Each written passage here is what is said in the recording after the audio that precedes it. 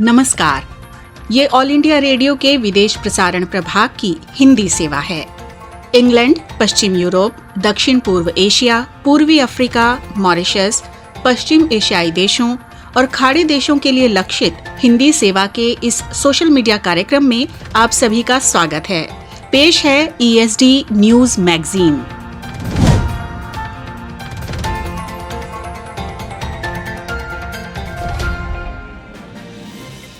ये all India radio की हिंदी सेवा है। अब आप मनोज कुमार चौधरी से राष्ट्रीय और अंतर्राष्ट्रीय जगत के समाचार सुनिए। प्रधानमंत्री नरेंद्र मोदी ने कहा कि आज की वैश्विक वास्तविकताओं को दर्शाने वाले एक सुधारित बहुपक्षवाद के लिए भारत SCO से पूर्ण समर्थन मिलने की आशा करता है। मंगलवार को वीडियो कॉन्फ्रेंस के माध्यम से SCO परिषद के प्रमुखों के 20वें शिखर सम्मेलन को संबोधित करते हुए श्री नरेंद्र मोदी ने कहा कि संयुक्त राष्ट्र 75 वर्ष पूरे कर चुका है, लेकिन संयुक्त राष्ट्र का बुनियादी उद्देश्य अभी भी अधूरा है। उन्होंने कहा कि महामारी से जूझ रही दुनिया UN व्यवस्था में एक पूर्ण परिवर्तन की आशा करती है। प्रधानमंत्री ने कहा कि भारत 2021 से संयुक्त राष्ट्र सुरक्षा परिषद में एक अस्थायी सदस्य के रूप में भागीदारी करेगा। वे SCO के सभी सदस्य देशों से समर्थन की आशा करते हैं। स्वास्थ्य मंत्रालय ने कहा है कि 106 दिनों में पहली बार कोविड संक्रमण के 5 लाख के आंकड़े के सक्रिय मामलों में अभूतपूर्व गिरावट आई है। आज सुबह एक ट्वीट में मंत्रालय ने कहा कि एक ओर जहां बहुत से देशों में सक्रिय मामलों की संख्या बढ़ने की खबर है, इस संदर्भ में ये खबर महत्वपूर्ण है। स्वास्थ्य मंत्रालय ने कहा कि ये ऐतिहासिक उपलब्धि केंद्र की सतत श्रेणीबद्ध और लक्षित रणनीतियों के कारण संभव हो सकी है। राज्यों तथा केंद्र शासित प्रदेशों द्वारा इन रणनीतियों का सफल क्रियान्वयन और डॉक्टरों तथा अन्य सभी कोविड-19 के योद्धाओं की समर्पित और निस्वार्थ सेवा के कारण ऐसा संभव हो सका है। सत्तारूढ़ राष्ट्रीय जनतांत्रिक गठबंधन NDA ने बिहार में सत्ता बरकरार रखी है। इसने 243 सदस्यीय असेंबली में पूर्ण बहुमत प्राप्त किया है। NDA को 125 सीटें मिली, जबकि विपक्ष महागठबंधन को 110 सीटें मिली। अन्य पार्टियों को 8 सीटें मिली। BJP को 74 सीटें मिली, जबकि जदयू को 43 सीटें मिली। हिंदुस्तानी अवामी मोर्चा HAM और विकासशील इंसान पार्टी VIP दोनों को 4-4 सीटें मिली। दूसरी ओर RJD ने 75 सीटों पर कब्जा किया और कांग्रेस ने 19 सीटों पर जीत दर्ज की। CPI और CPM में प्रत्येक को 2-2 सीटें मिली। CPI-ML ने 12 सीटों पर कब्जा किया। असदुद्दीन ओवैसी की नेतृत्व वाली AIMIM को 5 सीटें मिली। LJP, BSP और इंडिपेंडेंट में प्रत्येक को 1-1 सीटें मिली। प्रधानमंत्री नरेंद्र मोदी ने आज कटक में वीडियो कॉन्फ्रेंसिंग के माध्यम से आयकर अपीलीय न्यायाधिकरण के अत्याधुनिक कार्यालय सह आवासीय परिसर ITAT का उद्घाटन किया। इस समारोह के दौरान केंद्रीय विधि मंत्री, केंद्रीय पेट्रोलियम मंत्री, ओडिशा के मुख्यमंत्री, मुख्य न्यायाधीश तथा ओडिशा उच्च न्यायालय के जज भी अन्य गणमान्य व्यक्तियों के साथ उपस्थित हुए। इस अवसर पर ITAT पर एक ई-कॉफी टेबल बुक का भी लोकार्पण किया गया। प्रधानमंत्री श्री नरेंद्र मोदी वियतनाम के प्रधानमंत्री HE गुयेन जुआन फुक के साथ कल 17वें आसियान भारत शिखर सम्मेलन की सह अध्यक्षता करेंगे। सभी 10 आसियान सदस्य के राज्यों के नेता इस शिखर सम्मेलन में भागीदारी करेंगे।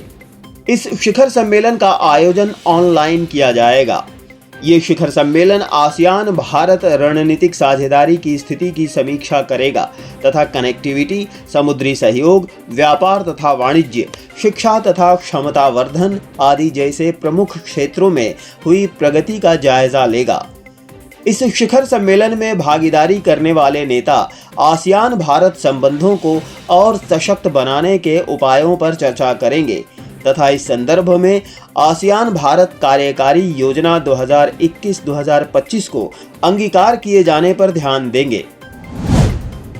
कोविड-19 महामारी के बाद की आर्थिक रिकवरी तथा महत्वपूर्ण क्षेत्रीय तथा अंतर्राष्ट्रीय घटनाक्रमों पर भी इस सम्मेलन में चर्चा होगी। अमेरिका के नवनिर्वाचित राष्ट्रपति जो बाइडेन ने मंगलवार को कहा कि राष्ट्रपति डोनाल्ड ट्रंप हाल ही में संपन्न हुए चुनावों में मिली हार को स्वीकार नहीं कर रहे हैं, जो एक उलझन है। उन्होंने बल देते हुए कहा कि उनकी परिवर्तन की योजनाएं इससे प्रभावित नहीं होंगी और उन्होंने विश्व के नेताओं के साथ बातचीत करना शुरू कर दिया है। अमेरिकी सरकार के एक वरिष्ठ अधिकारी ने मंगलवार को शिकायत की है कि विश्व स्वास्थ्य संगठन ने कोरोना वायरस की जानवरों से उत्पत्ति होने की जांच करने संबंधी अपनी सुनियोजित योजना की अत्यधिक जानकारी को चीन से साझा नहीं किया है। अमेरिका के नवनिर्वाचित राष्ट्रपति जो बाइडेन ने अपना कार्यभार ग्रहण करने से पहले की अवधि के लिए बनाए गए कोविड-19 सलाहकार बोर्ड की रूपरेखा तैयार की है। उन्होंने सभी अमेरिकियों से मास्क लगाने की अपील की है, क्योंकि इस महामारी को दूर रखने का ये सबसे अच्छा तरीका है। श्री बाइडेन ने वादा किया कि वे जल्द से जल्द कोविड का टीका तैयार करने और उसे सभी अमेरिकियों को निःशुल्क उपलब्ध कराने की कोशिश करेंगे। श्री बाइडेन और उपराष्ट्रपति कमला हैरिस ने कार्यभार संभालने के पहले चरण के लिए एक वेबसाइट शुरू की है और कहा है कि उनकी टीम जलवायु परिवर्तन, अर्थव्यवस्था और नस्लवाद से निपटने पर भी ध्यान केंद्रित करेगी। आर्मीनिया और अजरबैजान ने नागोर्नो काराबाख के विवादित क्षेत्र में सैन्य संघर्ष समाप्त करने के लिए एक समझौते पर हस्ताक्षर किए हैं। रूस के राष्ट्रपति व्लादिमीर पुतिन, अजरबैजान के राष्ट्रपति इल्हाम अलीयेव और आर्मेनिया के प्रधानमंत्री निकोल पशिन्यान के बीच हुआ ये समझौता कल रात से लागू हो गया। समझौते के तहत नागोर्नो काराबाख का वो हिस्सा अजरबैजान के अधिकार में रहेगा जिस पर उसने लड़ाई के दौरान कब्जा किया। वहीं आर्मीनिया अगले कुछ हफ्तों में आसपास के इलाकों से सेना हटाने के लिए राजी हो गया है। आर्मीनिया के प्रधानमंत्री ने इस समझौते को उनके और उनके देश के लोगों के लिए बेहद दर्दनाक करार दिया। इस नए युद्ध विराम से आर्मेनिया में गुस्से की लहर पैदा हो गई और प्रदर्शनकारियों ने संसद पर हमला बोल दिया। उन्होंने स्पीकर के साथ मारपीट की और खबर है कि प्रधानमंत्री के कार्यालय में लूटपाट भी की। रूस के राष्ट्रपति ने टेलीविजन पर संदेश में कहा कि रूस की शांति सेना को सीमावर्ती इलाकों में गश्त लगाने के लिए तैनात किया जाएगा। रूस के रक्षा मंत्रालय ने 1960 जवानों को इस सिलसिले में तैनात करने की पुष्टि की है। उन पर उस लाचीन कॉरिडोर की रक्षा की भी जिम्मेदारी होगी जो काराबाख की राजधानी को आर्मीनिया से जोड़ता है। नेपाल की राष्ट्रपति विद्या देवी भंडारी ने काठमांडू में महात्मा गांधी पर आयोजित एक समारोह में गांधी के बारे में मेरी समझ पर एक विशेष संकलन जारी किया है। इस अवसर पर भारत के राजदूत विनय मोहन क्वात्रा उपस्थित थे।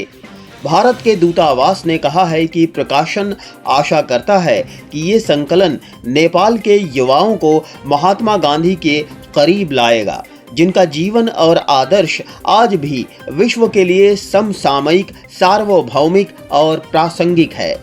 महात्मा गांधी की 151वीं जयंती मनाने और 2 वर्ष तक चलने वाली 150वीं वर्षगांठ को चिन्हित करने के लिए चित्र प्रदर्शनी का आयोजन किया गया है। मुंबई इंडियंस ने 5वीं बार IPL क्रिकेट का खिताब जीत लिया है। कल दुबई में फाइनल में मुंबई ने दिल्ली कैपिटल्स को 5 विकेट से हराया। इसी के साथ मुंबई IPL के 13 साल के इतिहास में सबसे अधिक बार खिताब जीतने वाली टीम बन गई है। इस जीत में कप्तान रोहित शर्मा की 68 रनों की शानदार पारी का अहम योगदान रहा। वहीं player of the match Trent Boult ने 30 रन देकर 3 विकेट लिए। मुंबई ने 157 रन का लक्ष्य 19वें ओवर में हासिल कर लिया। इससे पहले ऋषभ पंत और कप्तान श्रेयस अय्यर के अर्धशतकों की बदौलत दिल्ली ने 156 रन बनाए थे। इसके साथ ही राष्ट्रीय और अंतर्राष्ट्रीय जगत का समाचार समाप्त होता है। नमस्कार।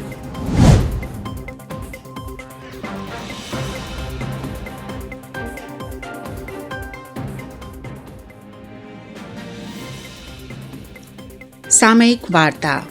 विषय: प्रधानमंत्री मोदी ने एससीओ सदस्यों से क्षेत्रीय अखंडता का पालन करने का आह्वान किया। आलेख: चीनी सामरिक मामलों की विशेषज्ञ डॉक्टर रूपा नारायण दास का, वाचन स्वर नीलम मलकानिया का, 11 नवंबर 2020 के लिए। शंघाई सहयोग संगठन के 8 सदस्य देशों का ऑनलाइन सम्मेलन हुआ, जिसकी अध्यक्षता रूस ने की। दुनिया भर में कोरोना विषाणु लोगों की सेहत पर बहुत बुरा प्रभाव डाल रहा है, जैसा पहले कभी नहीं हुआ। इसके गंभीर सामाजिक आर्थिक परिणाम भी हो रहे हैं। अपनी शुरुआत के समय से ही शंघाई सहयोग संगठन या एससीओ वैश्विक व्यवस्था का एक महत्वपूर्ण कारक रहा है, जो क्षेत्र के विकास को आगे बढ़ाने में तथा शांति और स्थिरता बनाए रखने में अहम योगदान करता आया है। एससीओ के वर्चुअल सम्मेलन को संबोधित करते हुए प्रधानमंत्री नरेंद्र मोदी ने संगठन का प्रभावी नेतृत्व करने के लिए और कोविड-19 महामारी की वजह से व्याप्त चुनौतियों और रुकावटों के बावजूद सम्मेलन का आयोजन करने के लिए रूस के राष्ट्रपति व्लादिमीर पुतिन को धन्यवाद दिया। प्रधानमंत्री मोदी ने सदस्य देशों से परस्पर क्षेत्रीय अखंडता का सम्मान करने का आह्वान किया। उन्होंने कहा कि भारत के शंघाई सहयोग संगठन देशों के साथ निकट सांस्कृतिक और ऐतिहासिक संबंध हैं। भारत मानता है कि परस्पर संपर्क बेहतर करने के लिए ये जरूरी है कि एक दूसरे की संप्रभुता और क्षेत्रीय अखंडता के मूल सिद्धांत को आगे बढ़ाया जाए। ये भी ध्यान रखा जाना चाहिए कि एससीओ के घोषणा पत्र में अन्य मुद्दों के अतिरिक्त संप्रभुता, स्वतंत्रता, राज्यों की क्षेत्रीय अखंडता, गैर आक्रामकता, आंतरिक मामलों में दखलंदाजी न करना और राज्यों की सीमाओं का उल्लंघन न करने पर विशेष जोर दिया गया है। भारत के प्रधानमंत्री का स्पष्ट संदेश ऐसे समय में और भी ध्यान आकर्षित करता है, जब भारत चीन सीमा पर मई महीने के मध्य से वास्तविक नियंत्रण रेखा पर चीन और भारत की सेनाओं के बीच गतिरोध बना हुआ है। अब दोनों देश तनाव कम करने वाली गतिविधियों में लगे हैं। दोनों देशों के बीच सीमा पर सैन्य गतिरोध के शांतिपूर्ण समाधान से सदस्य देशों के बीच मैत्री और पड़ोसियों के बीच सीमाओं पर परस्पर भरोसा बनाने के लक्ष्यों के बारे में बड़ा संदेश प्रेषित होगा। एससीओ जैसे बहुपक्षीय मंच पर द्विपक्षीय मुद्दा उठाने की पाकिस्तान की कोशिश का अप्रत्यक्ष उल्लेख करते हुए प्रधानमंत्री मोदी ने कहा कि ये दुखद है कि बिना वजह एससीओ विषय वस्तु के अंतर्गत द्विपक्षीय मुद्दों को उठाने की बार बार कोशिश की जा रही है, जो कि शंघाई सहयोग संगठन घोषणा पत्र और शंघाई विचारधारा की अवहेलना है। ये याद रखा जाना चाहिए कि पिछले वर्ष बिश्केक एससीओ सम्मेलन में श्री मोदी ने बैठक से इतर चीनी राष्ट्रपति शी को बताया था कि उन्होंने पाकिस्तान के साथ शांति स्थापित करने के प्रयास किए हैं, लेकिन उनके प्रयास विफल कर दिए गए।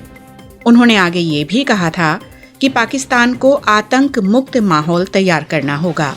सच्चाई तो ये है कि आतंकवाद के खतरे का सामना करना संगठन का एक प्रमुख लक्ष्य रहा है। अपने संबोधन में प्रधानमंत्री ने ये भी कहा कि कोरोना विषाणु महामारी के दौरान भारत के औषधि उद्योग द्वारा 150 से ज्यादा देशों को जरूरी दवाओं की आपूर्ति की गई। उन्होंने एससीओ की 20वीं वर्षगांठ के रूप में वर्ष 2021 को एससीओ सांस्कृतिक वर्ष के रूप में मनाने के लिए भारत का पूर्ण सहयोग व्यक्त किया और भारत के राष्ट्रीय संग्रहालय द्वारा आयोजित साझी बौद्ध परंपरा विषय पर आधारित पहली एससीओ प्रदर्शनी के बारे में भारत की पहल के बारे में भी बात की। भारत में एससीओ आहार पर्व और 10 क्षेत्रीय साहित्यिक रचनाओं का रूसी तथा चीनी भाषाओं में अनुवाद का भी उल्लेख किया गया। श्री मोदी ने महामारी के बाद दुनिया पर पड़े सामाजिक और आर्थिक प्रभावों का सामना करने के लिए बहुपक्षवाद में सुधार के महत्व पर भी जोर दिया, ताजिकिस्तान के राष्ट्रपति इमोमाली रहमान अगले वर्ष एससीओ के अध्यक्ष होंगे। प्रधानमंत्री मोदी ने भारत की ओर से उन्हें पूर्ण सहयोग देने का आश्वासन दिया। श्री मोदी ने एससीओ परिषद में शासनाध्यक्षों की अगली नियमित बैठक आयोजित करवाने के लिए भारत की सहमति भी व्यक्त की। ये परिषद एससीओ की सर्वोच्च इकाई है और संगठन की गतिविधियों की प्राथमिकताएं और प्रमुख क्षेत्र निर्धारित करती है। भारत के प्रधानमंत्री का परिषद बैठक आयोजित करवाने का प्रयास एससीओ के सराहनीय लक्ष्यों को आगे बढ़ाने का प्रयास है और भारत तथा सदस्य देशों के बीच द्विपक्षीय संबंधों की बेहतरी के लिए भी सकारात्मक पहल है। एससीओ की सफलता सदस्य देशों के बीच परस्पर भरोसे और विश्वास पर टिकी है। सदस्य देशों के बीच चलने वाली लगातार सुरक्षा दुविधा और भरोसे की कमी संगठन के व्यापक और सामूहिक हितों तथा सदस्य देशों के निजी हितों को ही नुकसान पहुंचाएगी। प्रधानमंत्री मोदी की शंघाई सहयोग संगठन के प्रति भारत के सहयोग और पहुंच की तत्परता से दो पड़ोसी देशों के बीच गर्मजोशी को लेकर सकारात्मकता बढ़ी है।